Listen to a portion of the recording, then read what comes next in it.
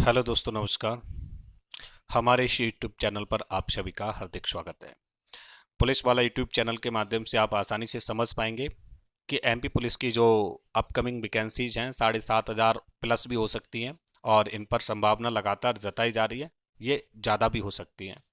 तो आप 7,500 7,000 इतना तो मान के चलिए। लेकिन जो इसका नोटिफिकेशन है वो थोड़ा अभी नहीं आ रहा है। इसके भी कई कारण हो सकते हैं और सरकार बहुत जल्दी इसके लिए कोई ना कोई निर्णय जरूर लेगी। तो यहाँ पर जो मैं आपको कुछ इम्पोर्टेंट टिप्स या जो भी कह सकते हैं महत्वपूर्ण बातें हैं वो आपको यहाँ पर शेयर करने के लिए इस वीडियो के माध्यम से कुछ कहना चाहूँगा।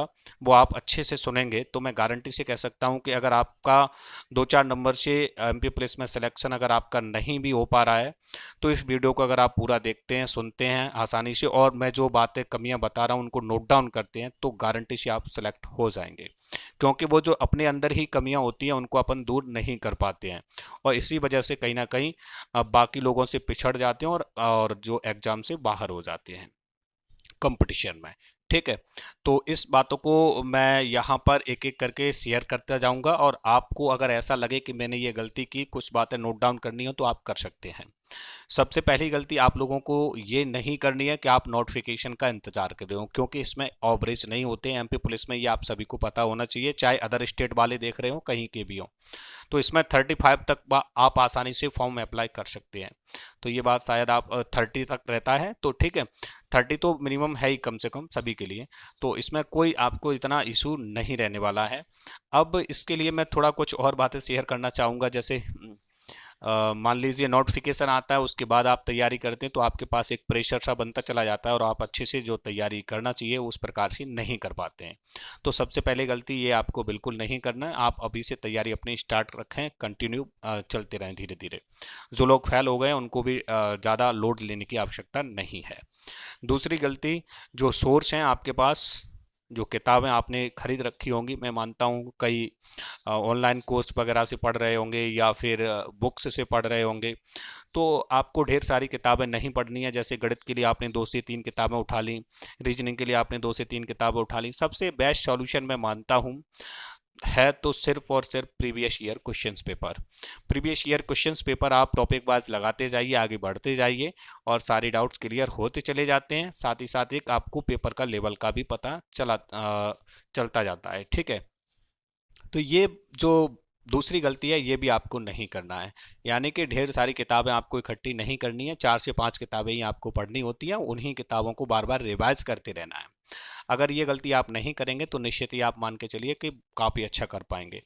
और दूसरी बात यह है कि जिनका फिजिकल कमज़ोर होता है तो उनके पास सिर्फ यही एक ऑप्शन है कि वो रिटर्न एग्जाम में कम से कम इतना स्कोर करें कि फिजिकल में अगर नंबर कम भी रह रहे हैं तो कोई दिक्कत ना आए। यानी कि 80 प्लस स्कोर कैसे किया जा सकता है, इसके लिए मैं एक बहुत जल्द वीडियो लेकर आऊँगा। उसमें एक स्ट्रेटजी प्लान बताऊँगा कि आपको किस प्रकार से स्ट्रेटजी बना करके तैयारी करनी चाहिए। 80 प्लस देखने में आपको लग रहा होगा लेकिन इतना कुछ टफ नहीं है। मैंने कभी ज़्यादातर जीके जीएस पर कभी इतना ज़्यादा नहीं पढ़ा है, मैंने नॉर्मल पढ़ा है और उसी के अकॉर्डिंग मतलब एग्ज़ाम क्वालिफाई हो जाता है। मैंने 3 बार एमपी पुलिस का एग्ज़ाम जो क्वालिफाई किया है, इससे मैं आसानी से समझा सकता हूँ आपको कि आप लोग किस प्रकार से उस स्ट्रेटजी को बना करके आप आसानी से तैयारी कर सकते हैं। मैथ्स और रीजनिंग पर अगर आपकी पकड़ अच्छी है तो आप ये डेफिनेटली मान के चलिए कि आपका सिलेक्शन हो जाएगा। ठीक है। अब बात यह है आप लोगों के लिए जो अगली, वो ये कि आप कंटिन्यू पढ़ाई नहीं करते हैं। कंटिन्यू का मतलब यही है, जो लोग कंटिन्यू पढ़ते रहते हैं तो उनका सिलेक्शन हो जाता है। मैं आपसे ये नहीं कहूँगा, जब तक जैसे अभी नोटिफिकेशन नहीं आ रहा है तो भले ही आप 2 घंटा पढ़िए दिन भर में, 2 घंटा पढ़िए शाम को, मतलब 4 से 5 घंटे आपको अभी भी पढ़ते रहना है। नोटिफिकेशन नहीं भी आ रहा है तब भी आपको पढ़ते रहना है। लेकिन अगर आप ऐसा कर रहे हैं कि बिल्कुल भी नहीं पढ़ रहे हैं और फिर बाद में सोचे कि मैं सारा कवर कर लूंगा तो बहुत मुश्किल हो जाती है। फिर मैं शायद इस बात को समझ सकता हूं और मानता भी हूं।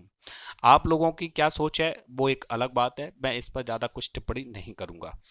अब जो चौथी गलती यहाँ पर जो मैं आपको शेयर करने जा रहा हूँ वो ये है कि भीड़ भाड़ वाले इलाकों से बचें। भीड़ भाड़ का मतलब समझ रहे हैं, कोई दूसरा किस बुक से पढ़ रहा है, ऐसी चीज़ों से बचें। किस कोचिंग से पढ़ रहा है, ऐसी चीज़ों से बचें। आपको जहाँ से समझ में आ रहा है आप वहाँ से पढ़ें। आप ये ना देखें कि उस कोचिंग पर ज़्यादा भीड़ है तो वहीं से सिलेक्शन होता है, ऐसा बिल्कुल नहीं है।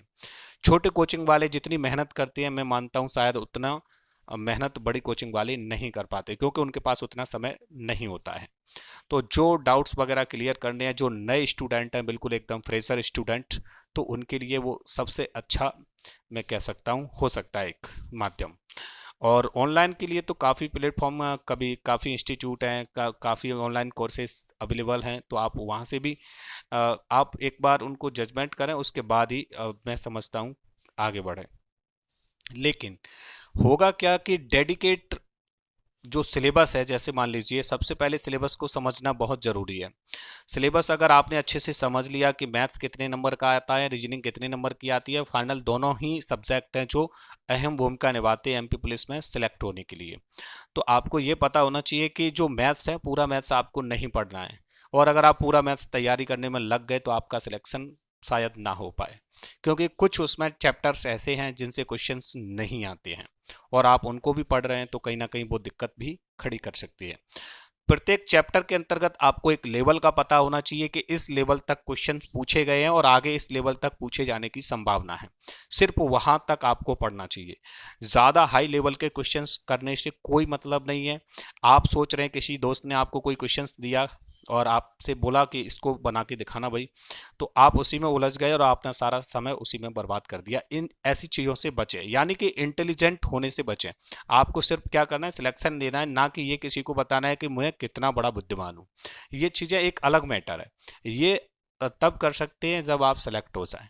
ठीक है, तो मैं ये छोटी छोटी गलतियां हैं जो आपको सुनने में थोड़ा अजीब लग रही होंगी कि ये तो है, हर कोई जानता है, जानता तो है लेकिन मानता कोई नहीं है, ये बात आप अच्छे से समझ पा रहे होंगे जो भी इस वीडियो को देख रहा है, चाहे भाई हो या बहन हो, कोई भी हो। ठीक है, सबसे अहम भूमिका दोस्तों की रहती है कि दोस्त लोग ही उलझा करके दूसरे दोस्त को रखते हैं, तो ऐसे दोस्तों से भी थोड़ा दूरी बना करके रखें। लिमिटेड लोगों के साथ अपना कनेक्शन जोड़ें, यानी लिमिट लिमिट होना चाहिए कि मान लीजिए 2-4 लोगों के ही साथ संपर्क साधें, बाकी लोगों से दूरी बना के रखें। साथ ही साथ एक और इम्पोर्टेंट वो कहानी ये है कि जो मान लीजिए आपने सब कुछ तैयार कर लिया, सिलेबस आपका कंप्लीट हो गया, तो फिर आपको टेस्ट कितने देना चाहिए और किस हिसाब से देना चाहिए। तो टेस्ट मैं मानता हूँ टेस्ट आपको देना चाहिए, ये जरूरी है, लेकिन अगर आप टेस्ट शुरुआत से ही देना स्टार्ट कर दिए और आपका सिलेबस कंप्लीट नहीं है तो आप डिप्रेशन में चले जाएंगे और आप एग्जाम क्वालिफाई करने से पिछड़ जाएंगे। ऐसा क्यों होगा? क्योंकि आपके मार्क्स कम आएंगे और आप कह सकते हैं एक प्रकार से अपना डिप्रेशन है उसको हैंडल नहीं कर पाएंगे। तो ये सबसे बड़ी दुविधा आपके साथ हो सकती है। इससे बचने का सिर्फ यही एक तरीका है, सबसे पहले सिलेबस पर फोकस करें। सिलेबस पर कुछ चुनिंदा टॉपिक्स हैं उनको फोकस करें। अगर ये सारी चीज़ें अगर आप नहीं कर पा रहे हैं तो हमारे टेलीग्राम चैनल को जरूर ज्वाइन कर लेना, मैं वहाँ पर भी बहुत सारी चीज़ें शेयर करता रहता हूँ। इस वीडियो के डिस्क्रिप्शन में आपको लिंक मिल जाएगा। ठीक है, और कौन कौन से चैप्टर्स हैं उनको सबसे ज़्यादा आपको वेटेज यानी कि आपको इम्पोर्टेंस देना चाहिए, जहाँ से हर बार क्वेश्चंस पूछे जाते हैं। तो ये छोटी छोटी गलतियाँ हैं वो आगे चल करके बड़ी बन जाती हैं। ठीक है, अब अगर टेस्ट में अगर आपके नंबर देखना फिर इंक्रीज होंगे कि नहीं होंगे, 80+ स्कोर कैसे करेंगे, उसमें मैं सारी चीज़ें आपको एक पूरी रणनीति के साथ बता दूंगा कि ये बुक पढ़ना चाहिए और इतने घंटे पढ़ना चाहिए, ये आपका टाइम टेबल होना चाहिए, कम से कम इतने घंटे तो आपको पढ़ना ही पड़ेगा, क्योंकि कंपटीशन कंटिन्यू बढ़ रहा है ना कि घट रहा है। ठीक है, तो ये सारी चीज़ें अगर आप हमारे साथ जुड़ करके करना चाहते हैं तो वीडियो को लाइक और शेयर जरूर करें, साथ ही साथ चैनल को सब्सक्राइब कर लेना, तभी आपके पास नोटिफिकेशन आएगा और आप आसानी से हमारे पास कनेक्ट हो पाएंगे और कुछ जो बातें मैं शेयर करता हूं उनसे भी आप अवगत हो पाएंगे। अब ऐसा सब तब कर पाएंगे जब आप कंटिन्यू हमारे साथ जुड़े रहेंगे। इसका दूसरा ऑप्शन आपके पास ये हो सकता है, वो ये है कि आपने क्या पढ़ा क्या नहीं पढ़ा, कहाँ से पढ़ा, मैं इस चीज़ पर कोई डिपेंड नहीं करता, ना मैं इस चीज़ों को मानता हूँ। आप जहाँ से पढ़ रहे हैं बेहतर है, ठीक है, लेकिन बस आपको समझ में अच्छे से आना चाहिए, क्योंकि लोग काफ़ी दुविधा में रहते हैं, मुझे यहाँ से पढ़ना चाहिए वहाँ से पढ़ना चाहिए कि नहीं पढ़ना चाहिए, तो ये इन चीज़ों से आप दूरी बना करके रखें। ठीक है, और लास्ट जो सबसे अहम भूमिका है वो ये है, अपने आप पर विश्वास होना चाहिए। कि मैं एग्ज़ाम क्रैक कर सकता हूँ। अगर आपको अपने आप पर विश्वास है, कोई भले ही कुछ भी कह रहा है, तो आप उसकी बातों पर ध्यान ना दें। शायद एक एक बात मेरी आपने अच्छे से सुनी होगी, तो मैं गारंटी से कह रहा हूँ जो गलतियां हम लोग करते हैं ना, वो आगे नहीं करेंगे। और मैं ये जो सारी बातें बता रहा हूँ उसी के आधार पर बता पा रहा हूँ, जो कि मैंने जो एग्ज़ाम को 3 बार जो एमपी पुलिस का है उसी को कैसे क्वालिफाई किया था। और मैंने पिछले का तो फिजिकली नहीं दिया, तो यह बात काफ़ी चीज़ें हैं ऐसी जो मैं आप लोगों को इस वीडियो में लगातार बता रहा हूं, तभी से जो जिन पर आप सभी को फोकस करना चाहिए। 80+ स्कोर का वीडियो जो आएगा उस पर आपको ज़्यादा फोकस करना है, ठीक है।